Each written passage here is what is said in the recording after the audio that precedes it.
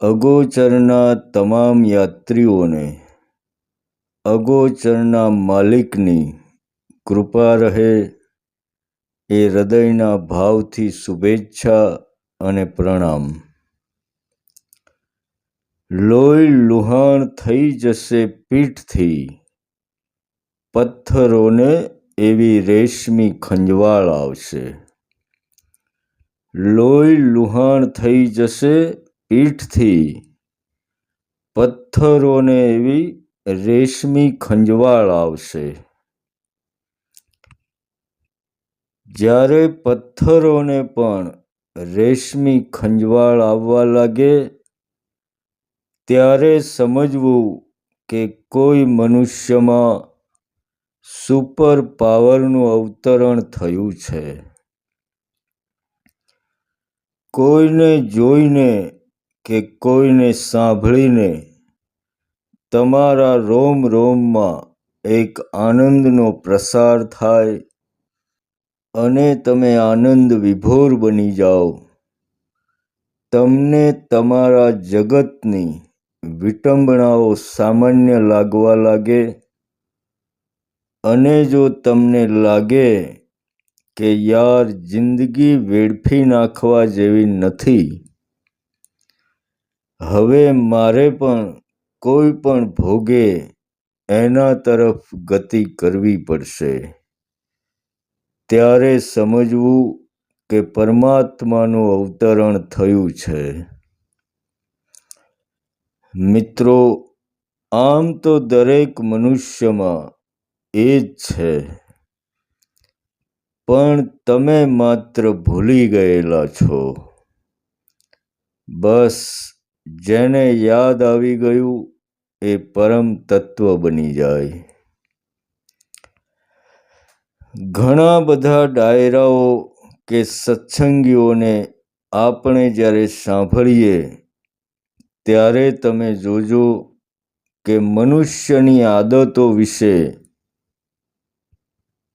મનુષ્યને જીવજંતુ સમજીને એ લોકો બહુ રોબથી ટીકા ટિપ્પણીઓ કરતા હોય છે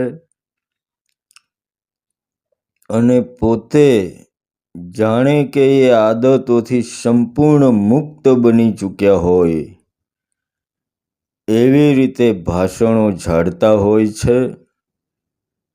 પણ મિત્રો, તમે કદાચ માવા મસાલા નહીં ખાતા હોય, તમે કદાચ દારૂ નહીં પીતા હોય, એટલે તમે એવા લોકો ઉપર મજાક ભરેલી નિંદનીય વાતો કરતા હોય છે। પણ ભજનીકો અને સત્સંગીઓ, તમે જરા તમારી અંદર પણ નજર નાખો કે તમે માવો નહીં ખાતા હોય તો લોકોના રૂપિયા ખાતા હશો, તમે દારૂ નહીં પીતા હોય તો લોકોનું લોહી પીતા હશો। જોઈ લેજો જરાક તમારી અંદર જઈને, પછી તમે મનુષ્યને હળધૂત કરવાની કોશિશ નહીં કરો વાલા। દોસ્તો, તમે ખરાબ અને વ્યસની માણસની જિંદગીમાં કદીક તમે ડોકિયું કરજો તો તમને સમજાઈ જશે કે બિચારો એ કરે તો બીજું શું કરે। જીવનની શરૂઆતમાં માણસ એકદમ સજ્જન હોય છે,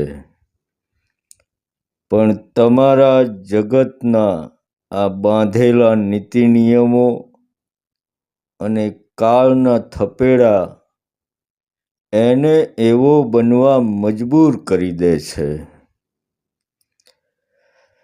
અને તમે જ્યારે કોઈ મનુષ્યની ટીકા ટિપ્પણી કરો ત્યારે એ પણ યાદ રાખો કે સામે તમે એને શું આપો છો।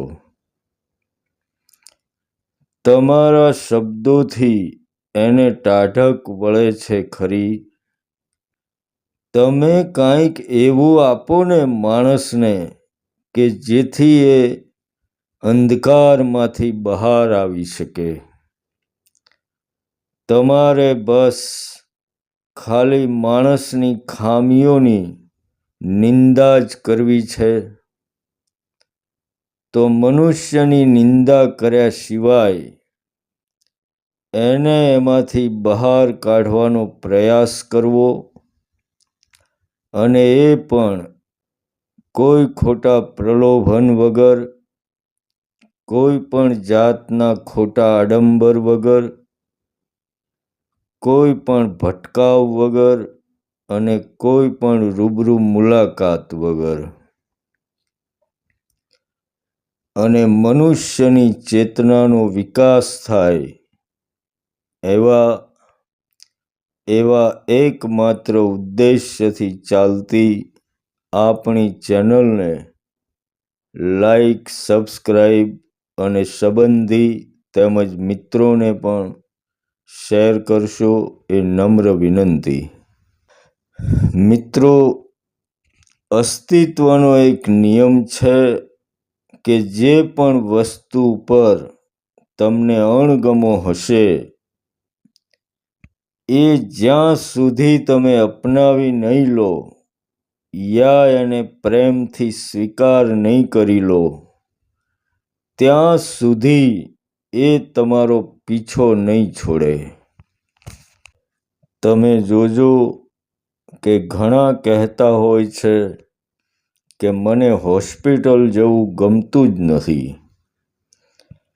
એવા લોકોને કદીક 6 મહિનાનો ખાટલો કરાવી દે અસ્તિત્વ, અને હોસ્પિટલ એને ગમતી ના થઈ જાય ત્યાં સુધી એને એમ જ રાખે.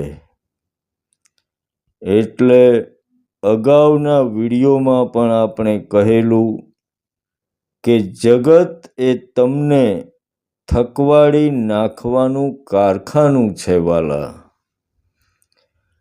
જ્યાં સુધી તમે થાકીને હારી નહીં જાઓ, તમે એમ નહીં કહો કે તારી મોજ મારી શું મરજી, તારી રજામાં રાજી, ત્યાં સુધી પેલો તમને પાછા ફેંક્યા જ કરશે. જે જગતથી થાકી ગયા એ જ તમે સમજો કે તરી ગયા. તો મિત્રો, જગતમાં જે લોકો પ્રગતિના પંથે છે એમનો અહંકાર તમે જોજો, હંમેશા વધતો જ રહેશે. એટલે ખબર નહીં એમને કેટલા જન્મો લાગશે આમાંથી છૂટવામાં. જ્યાં સુધી તમે છો અને તમે કાંઈ કરી નાખવાના મનસૂબા રાખો છો ત્યાં સુધી તમે આધ્યાત્મ વ્યક્તિ નથી. જ્યાં સુધી તમે હથિયાર હેઠા નહીં મૂકો, જ્યાં સુધી તમે સંપૂર્ણ સમર્પણ ભાવથી એની શરણાગતિ સ્વીકારી નહીં લો ત્યાં સુધી તમારે આ ભટકાવ ચાલુ જ રહેશે. જગતને સંપૂર્ણ સ્વીકાર ભાવથી જોતા નહીં થાવ ત્યાં સુધી એ એના જગતના કોઈ રહસ્યો તમારી સામે ખુલ્લા નહીં મૂકે. જ્યાં સુધી તમે થાકી નહીં જાઓ ત્યાં સુધી એ તમારી પાછળ પડશે. મને તો આશ્ચર્ય છે વાલા કે તમે થાકતા કેમ નથી ભાઈ.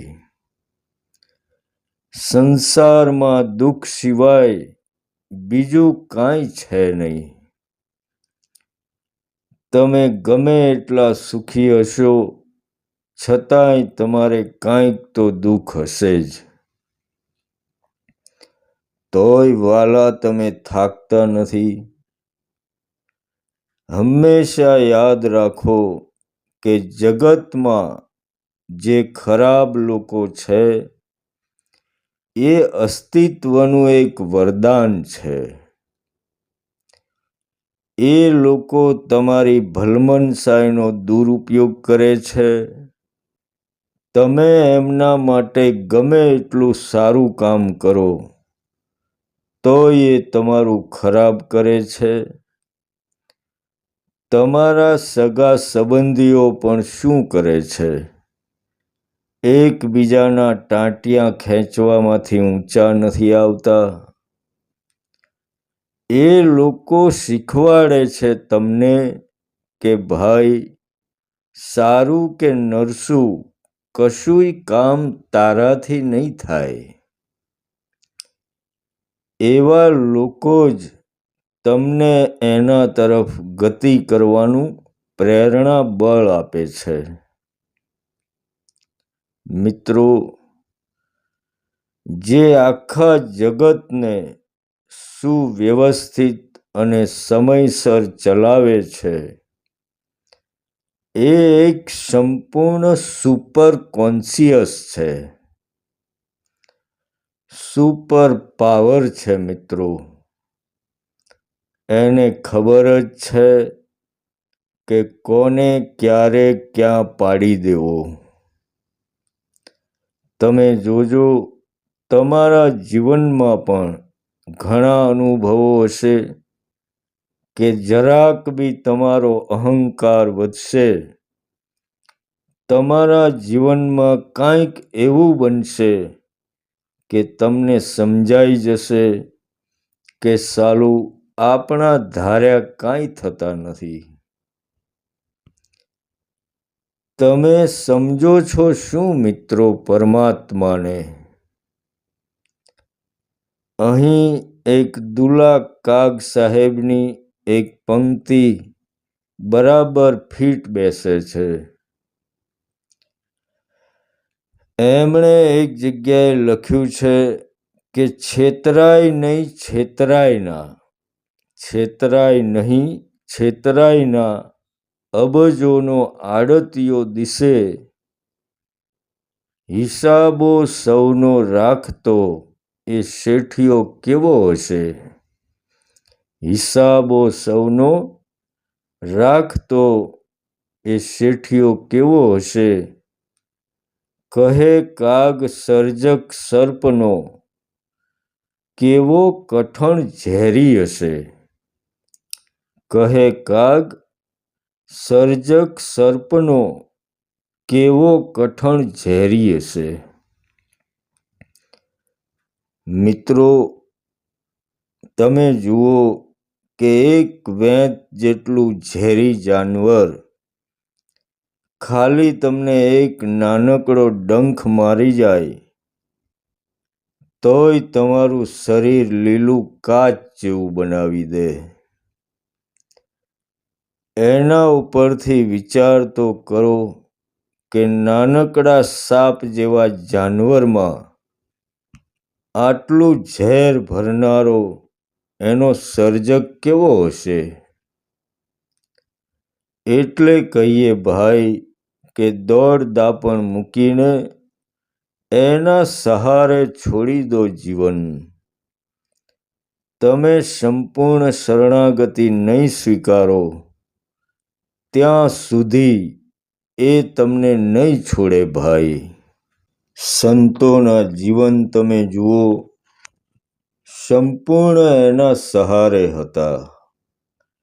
તારજે કે મારજે તું અધવચ્ચે રાખજે, એ ભરોસો જ્યાં સુધી નહીં આવે ત્યાં સુધી આ ડખા ચાલુ જ રહેશે. તો મિત્રો, આજે આપણા અમુક ખોજી મિત્રોના ફોન આવેલા. એમાં જે મુખ્ય પ્રશ્ન 2-4 જણાએ પૂછ્યો એની વાત આજે લઈ લઈએ. આપણા ખોજી મિત્રોની મૂંઝવણ જબરી અટપટી હોય છે. સાંભળીએ ત્યારે એમ થાય કે આ તમારા ધર્મી લોકોએ માણસને કેટલો ડરાવી દીધો છે.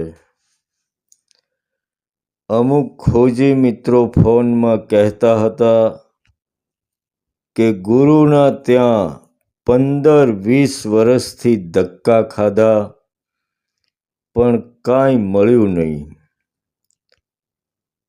તમારા વિડીયો સાંભળીને જ્યારે ઘરના ખૂણે ભીતર ઉતરવાનું ચાલુ કર્યું તો ઘણી જાતના અનુભવ એટલા સરસ થયા કે કદાચ આ ચૂકી જાત અમે. પણ હવે અમારે એ ગુરુને છોડી દેવા છે. પણ મનમાં એક ડર છે કે પાપ તો નહીં લાગે ને. બીજું કે ગુરુ એવું કહે છે કે અમને છોડવા હોય તો એક જોડી કપડાં અને બીજું થોડું ગણાવ્યું એ આપીને તમે છૂટા થઈ શકો છો. બાકી બીજે પણ તમે ગુરુ ના કરી શકો. તો મિત્રો, પહેલા જોઈએ કે ગુરુને છોડી દો તો પાપ લાગે કે નહીં. તો ભાઈ, આ દુનિયાના શબ્દો પાપ પુણ્ય કોણે બનાવ્યા એ પહેલા વિચારો. આ બધા શબ્દો મનુષ્યોની ઈજાદ છે. અને જો એ પણ તમે ભૂલી જાઓ તો તમે માનો છો કે ગુરુને છોડી દેવાથી પાપ લાગે.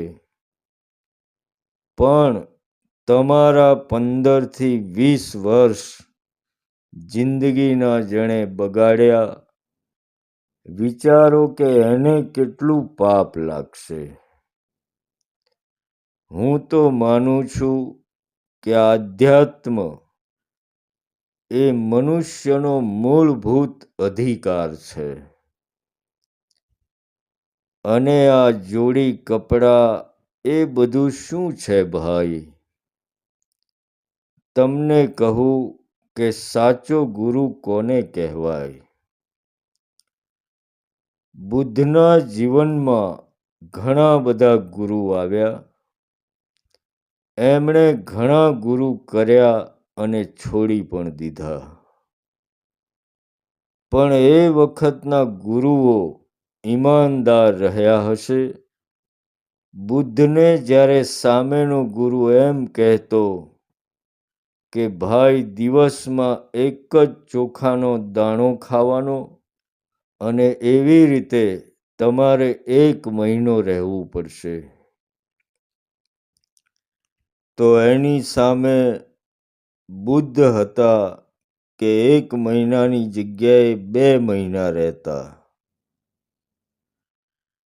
દિવસનો એક જ ચોખાનો દાણો ખાઈ અને 2 મહિના સુધી સાધના કરતા. પણ એ ગુરુઓ ઈમાનદાર રહ્યા હશે કે એમને સામેથી બોલાવીને કહી દેતા કે મહાપુરુષ, તમારી સાધના અને લગન જે છે એ મુજબ હું તમારો ગુરુ નહીં થઈ શકું. મારી પાસે એટલી જ વિધિ હતી, હવે તમે ક્યાંક બીજે જાઓ. અને બુદ્ધ ત્યાંથી આગળ ચાલી નીકળતા. એમ બુદ્ધના જીવનમાં પણ ઘણા ગુરુઓ આવ્યા અને ઘણા ગુરુ ગયા. એટલે મિત્રો, સાચો ગુરુ એને કહેવાય કે જે તમને કહે કે બેટા તું ભલે મને છોડી દે, આપણું લેણ દેણ અહીં સુધી જ હશે, પણ ભલે તું જ્યાં જાય ત્યાં, પણ મોત પહેલા પરમ તત્વને જાણ્યા વગર તું દેહ ના મૂકતો. બસ ભલે તારે ગમે એટલા ગુરુ બદલવા પડે, પણ એની ખોજ કરીને રહેજે. એને સાચો ગુરુ કહેવાય વાલા. આ તમારી જિંદગીઓ બગાડે એમને છોડવાથી શું પાપ થાય? એટલું યાદ રાખો કે તમારી ચેતનાના વિકાસ માટે અને અલખની ખોજ માટે તમે જે કાંઈ કરશો કોઈ પાપ નહીં લાગે. રહી વાત કપડાઓ અને એવું ભેટ આપવાની, તો ભાઈ 15 વર્ષ તમે એટલો ભોગ આપ્યો, ભાડા ભટીરા ખર્ચ્યા, તમે ત્યાં જાઓ એટલે ફૂલ નહીં ને ફૂલની પાંખડી પણ મૂકતા તો હશો જ. એ બધું આ ગુરુઓને ઓછું પડે છે કે પાછા છૂટા કરવામાં પણ પહેરામણી લેવી છે? આવું માગે એના ઉપરથી જ તમે સમજી જાઓ કે આ એમનો ધંધો નહીં તો બીજું શું છે મિત્રો. અને એવા ગુરુને છોડી દેવામાં હજી તમને પાપ લાગવાની બીક શેની લાગે છે? જીવન તમારું છે વાલા. આપણે પહેલાં પણ કહેલું કે તમારી ચેતનાને કોઈ જરા પણ એની ચેતનાથી ઉતરતી ગણે, એને એક પણ સેકન્ડનો વિચાર કર્યા વગર છોડી દેવાના હોય. એની રજા લેવાની પણ કાંઈ જરૂર નથી. તમને કોઈ પાપ નહીં લાગે. તમારી અંદરના અલખને કોઈ પાપ પુણ્યના ટોપલાની અસર કદી થતી નથી. કારણ કે એ બધું મનુષ્યના શબ્દોની ઈજાદ છે. અને એ તો તમારા મનુષ્યના શબ્દો જે 52 અક્ષર છે એની બહારનો જોગી છે. પછી ક્યાં એને કોઈ પાપ પુણ્ય લાગવાના છે? એટલે મિત્રો, જીવન બહુ ટૂંકું છે. આંખના પલકારામાં યુવાની આવી અને જતી રહી, એમ ઘડપણ પણ આવી અને જતું રહેશે. આંખના પલકારામાં મોત સામે આવીને નાચવા લાગશે. એ પહેલાં હજી ચેતી જાઓ. એના તરફ ગતિ કરવામાં તમે એકદમ બિંદાસ કોઈને પણ છોડી શકો. પણ હા, એટલું યાદ રાખજો કે તમે મક્કમ હોવા જોઈએ. પછી તમારો વૈરાગ્ય મસાણીયો વૈરાગ્ય ના હોવો જોઈએ. આપણે કોઈની સ્મશાન યાત્રામાં જઈએ અને જોજો કે મનમાં એક વિષાદ ભરાઈ જાય.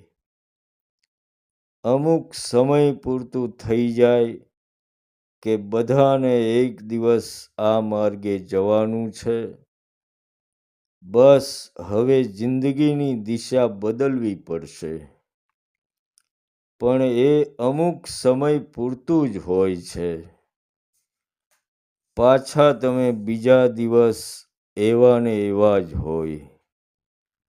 એને કહેવાય મસાણીયો વૈરાગ્ય. કે કોઈને લઈને તમે જ્યારે મસાણમાં જાઓ છો, એટલી ઘડી તમને વૈરાગ્ય લાગી જાય છે. એવો વૈરાગ્ય કાંઈ કામનો નહીં હોય. એટલે અંદરથી દ્રઢ નિશ્ચય કરી લેજો કે કોઈ પણ ગુરુની જરૂર વગર હું પરમને જાણ્યા વગર રહીશ નહીં. અંતમાં આધ્યાત્મિક જગતના કોઈ પણ મૂંઝવતા પ્રશ્નો ગમે તે સમયે ફોન કરીને પૂછી શકો છો. સ્ક્રીન ઉપર નંબર આપેલો જ છે. એમાં વોટ્સઅપ નથી, એટલે મેસેજ કરવો નહીં, સીધો ફોન કરી દેવા વિનંતી. તમારી અંદર રહેલા અસીમ, અવિનાશી અને અનંત અલખને મારા હૃદયથી પ્રણામ. તો મળીશું મિત્રો આવતા એપિસોડમાં.